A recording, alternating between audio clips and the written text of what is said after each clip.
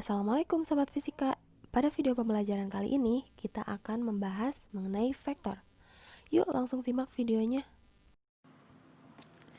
Oke, jadi sebelumnya itu kalian sudah mempelajari besaran-besaran yang ada di fisika. Seperti besaran pokok, terus ada besaran turunan. Besaran dalam fisika, menurut besar dan arahnya itu juga dibagi dua. Yang pertama itu ada besaran skalar, yang kedua itu ada besaran vektor. Nah, bedanya besaran skalar itu hanya memiliki besarnya saja dan tidak memiliki arah. Berbeda dengan vektor, itu memiliki besar dan juga memiliki arah. Terus gimana sih kalau kita mau menggambar atau menyatakan sebuah vektor tersebut? Nah, untuk menuliskan vektor itu kita dapat menuliskan dengan satu huruf dan di atas huruf tersebut itu diberi tanda anak panah. Contohnya kayak gini. Nah, di sini ada vektor A. Ini ada satu huruf, terus di atasnya dikasih tanda panah. Itu atau vektor F. Sama ya, dikasih tanda panah kayak gini. Nah, terus bisa nggak sih nulis vektor itu selain kayak gini? Ada. Nah, jadi untuk menuliskan vektor itu bisa dengan satu huruf yang dicetak dengan tebal atau bold ya. Contohnya kayak gini. Ini ada vektor A dan ada vektor F. Dua-duanya ini vektor karena hurufnya itu dicetak secara tebal ya. Kayak gitu.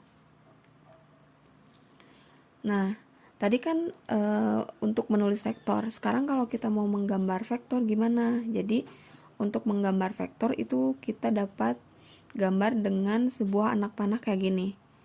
Jadi ini itu disebut dengan vektor. Jadi dia punya titik pangkal itu titik awal dari vektor itu bekerja dan ada arah dari anak panah tersebut. Nah, panjang dari titik pangkal sampai ke ujung sini itu dapat dinyatakan sebagai besar atau nilai dari vektornya. Nah, sekarang coba kita lihat. Di sini ada sebuah vektor. Ini namanya vektor F.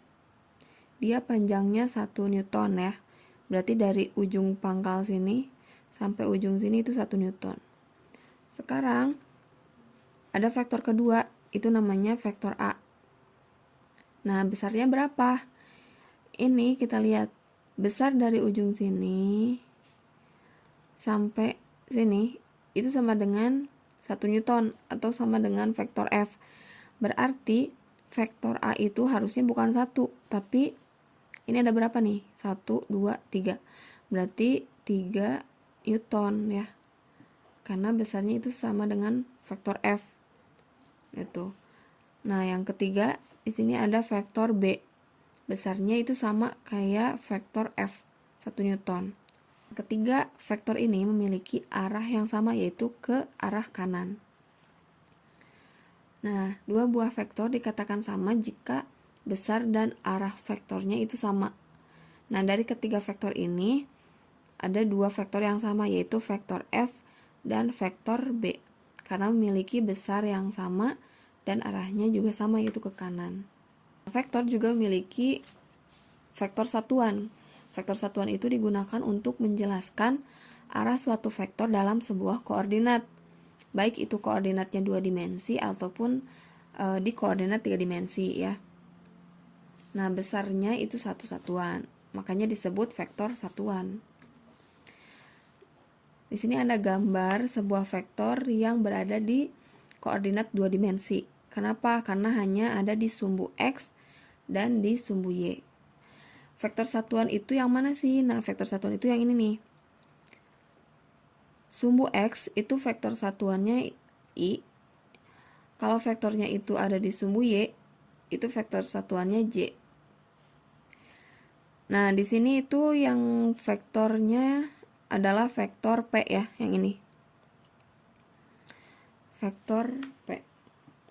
Nah, vektor P ini mempunyai komponen-komponen yang ada di sumbu X dan ada di sumbu Y. Jadi ada dua komponen jika kita proyeksikan vektor P ini ke sumbu X dan ke sumbu Y. gitu. Kalau ditulis secara matematis jadinya kayak gini. Jadi ada dua komponen ya, vektor P yang ada di sumbu X dan vektor P yang ada di sumbu Y.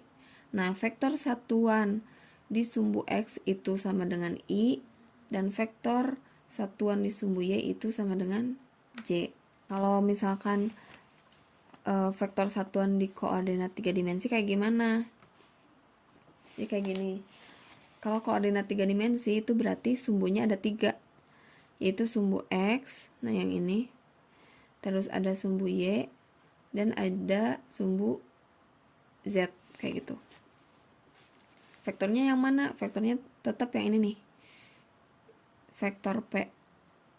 Nah, vektor P ini memiliki 3 komponen, yaitu ada di sumbu X, ada di sumbu Y, dan ada di sumbu Z. Kalau kita proyeksikan ke sumbu X, berarti ke sini nih. Berarti ada PX. Terus kalau kita proyeksikan ke sumbu Y itu ada PY. Dan kalau kita proyeksikan ke sumbu Z itu ada PZ. Jadi secara matematis ditulisnya kayak gini. Nah, vektor satuannya berarti ada 3. Kalau di sumbu X itu I, sama kayak yang tadi. Kalau di sumbu Y itu J, dan di sumbu Z itu K. Nah, ini keterangannya ya. Jadi PX itu komponen P pada sumbu X, PY itu komponen P pada sumbu Y, yang ini, dan PZ itu komponen P pada sumbu Z. Nah, vektor satuannya ini.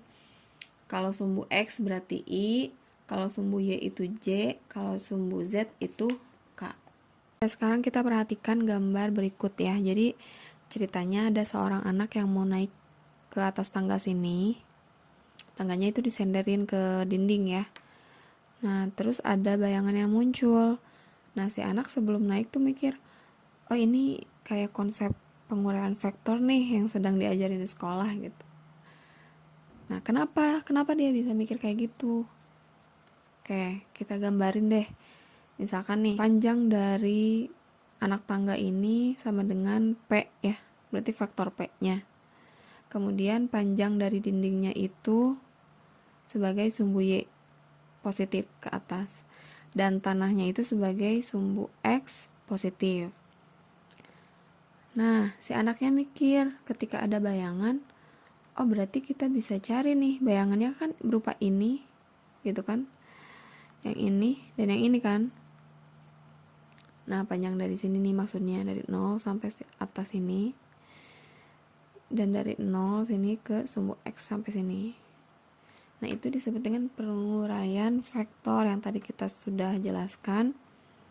Nah, sesuai dari rumus sinus kosinus, kita bisa mencari nih berapa besar dari komponen P yang ada di sumbu X yaitu Px, dan yang ada di sumbu Y yaitu Py. Nah, nanti kalian bisa cari deh kenapa Px itu sama dengan P cos alpha. Itu kalian pelajari di matematika gitu kalau nggak salah ya. Nah, ini harusnya ada tanda panah. Ada tanda panah karena ini vektor kan. Itu jadi vektor Px itu sama dengan P cos alpha itu kalau yang ada di sumbu X. Nah, kalau yang ada di sumbu Y itu P sama dengan sin alpha. Nah, alpanya yang mana? Alpanya di sini, sudut antara sumbu X dengan sudutnya yang mana? Nah, sudutnya yang ini, yang alpha di sini gitu. Ini keterangannya ya, kalau Px berarti komponen vektor pada sumbu X, kalau Py itu komponen vektor P pada sumbu Y. Kalau alpha itu sudut yang dibentuk vektor dengan sumbu X positif. Nah, sekarang gimana sih supaya kita bisa menentukan besar dan arah vektor jika komponen vektornya itu diketahui kayak tadi nih. Yang ini kan vektor komponennya udah diketahui nih, Px, P-nya udah diketahui. Terus besar dari vektor P-nya itu berapa? Gitu. Berarti kita bisa cari kalau yang ada 2 dimensi itu besar vektornya berarti akar dari Px kuadrat ditambah Py kuadrat. besar vektor itu ditulis dengan tanda mutlak kayak gini, tanda mutlak. Nah, ini 2 garis kayak gini, itu disebutnya tanda mutlak. Artinya besar vektor itu selalu positif karena mutlak, nilai mutlak ya. Terus arah vektor kita bisa cari dari rumus tangen alfa. Tangen alfa itu sama dengan PY dibagi PX. Kemudian yang kita cari itu arahnya, berarti alfanya berapa. Alfa sama dengan tan min 1 berarti arkes, artinya arkes tan PY dibagi PX. Itu. Nah, letak kuadran dari sebuah vektor. Jadi di kuadran, maksud dari kuadran ini kan kalau di sumbu koordinat 2 dimensi itu ada sumbu Y, ada sumbu X kayak gini. Nah, ini kuadran 1, ini kuadran 2, ini kuadran 3, yang ini kuadran 4. Di kuadran 1 itu PX-nya berarti positif ya, karena kan ke sana. Kalau di kuadran 2, karena di sini daerah sini berarti PX-nya negatif. Terus kalau di kuadran 3 negatif juga. Kalau di kuadran 4 berarti karena di sini ke sana kan, berarti itu positif. Kalau PY kita lihat yang sumbu Y. Kalau kuadran 1 berarti positif. Kuadran 2 juga positif. Kalau kuadran 3 dan kuadran 4 berarti itu negatif. Oke, di sini ada satu contoh soal. Sebuah bola ditendang dari pojok lapangan. Bola tersebut mengalami perpindahan sejauh 10 meter dengan membentuk sudut 45 derajat dari sumbu X. Anggap lebar lapangan sebagai sumbu X. Oke. Nah, gambarkan dan tuliskan notasi vektor perpindahan bola tersebut dalam vektor satuannya. Oke, yang pertama bisa kita lakukan yaitu pemisalan. Jadi dimisalkan dulu perpindahan bola itu sebagai vektor R. Misalkan di sini saya pakainya huruf L ya. Kalian boleh pakai X, S gitu, bebas. Saya misalkan pakai vektor R.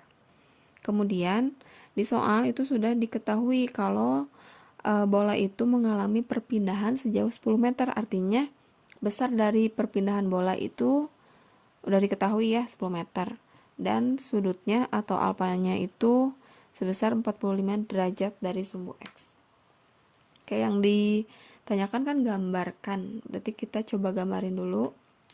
Nah, di dua sumbu atau di koordinat 2 dimensi ya, itu ada sumbu X dan ada sumbu Y. Dari perpindahan bola itu kan kita misalkan R, berarti dari sini sampai sini itu vektornya vektor R, besarnya 10 meter ya. Kemudian dia membentuk sudut sebesar 45 derajat. Vektor R ini dapat kita proyeksikan terhadap sumbu X dan sumbu Y, sehingga ada komponen Rx, ini harusnya ya, Rx, dan ada komponen Ry gitu. Jadi ada 2. Nah, sekarang kita cari besar dari komponen Rx-nya dulu. Komponen Rx yang ada di sumbu X itu sama dengan R dikali cos alpha. Jadi pokoknya kalau yang di sumbu X itu cos. Tinggal kita substitusikan. R-nya itu 10, cos-nya itu, maksudnya alpanya itu 45 derajat. Berarti Rx sama dengan 10 dikali cos 45 derajat itu setengah akar 2. Berarti 5 akar 2 meter ya hasilnya, yang Rx. Kalau yang Ry berarti persamaannya itu R sin alpha. Tinggal kita substitusikan juga. R-nya 10 dikali sin, alpanya 45 derajat. Tinggal kita ganti sin 45 derajat itu sama dengan setengah akar 2. Berarti hasilnya 5 akar 2 juga sama. Nah, tapi di soal itu tuliskan notasi vektor perpindahan bola tersebut dalam vektor satuan. Nah, ingat, berarti kalau dicarinya vektor satuan berarti kita tinggal tulis pakai yang IJK ya. Karena ini ada di sumbu X dan sumbu Y aja, berarti tinggal dimasukin Rx-nya itu kan 5 akar 2. Vektor satuan di sumbu X itu I, ditambah vektor Ry atau komponen R di sumbu Y itu 5 akar 2, dan vektor satuannya itu J. Jadi hasilnya notasinya kayak gini, dapat tulisannya kayak gini. Oke, sampai sini dulu pembahasan kita kali ini. Kita bertemu lagi di video selanjutnya.